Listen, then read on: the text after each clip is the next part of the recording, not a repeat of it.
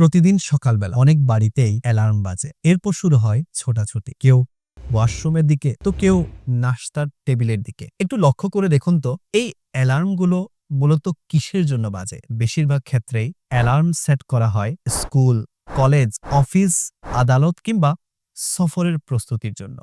কিন্তু ফজরের নামাজের জন্য কতটি পরিবারে অ্যালার্ম সেট করা হয়? অনেক বাড়িতেই দেখা যায় ফজরের সময় পার হয়ে যায়, অথচ পুরো পরিবার তখনও গভীর ঘুমে আচ্ছন্ন থাকে। আবার কোনো পরিবারে মা-বাবা ফজরের নামাজ আদায় করলেও তাদের সন্তানরা তখনও ঘুমিয়ে থাকে। অথচ পৃথিবীতে এমন কিছু সৌভাগ্যবান পরিবারও আছে যারা সময়মতো জেগে ওঠে, অতঃপর সবাইকে জাগিয়ে তোলে এবং নামাজের উদ্দেশ্যে মসজিদে রওয়ানা হয়। আমাদের প্রিয় নবী সাল্লাল্লাহু আলাইহি ওয়াসাল্লাম ইরশাদ করেন, কিয়ামতের দিন বান্দার আমলসমূহের মধ্যে সর্বপ্রথম নামাজের হিসাব নেয়া হবে। যদি সেটার উত্তর সে সঠিকভাবে দিতে পারে তবেই সে সফলকাম হবে, আর যদি ত্রুটি থাকে তবে সে ব্যর্থ ও ক্ষতিগ্রস্ত হবে।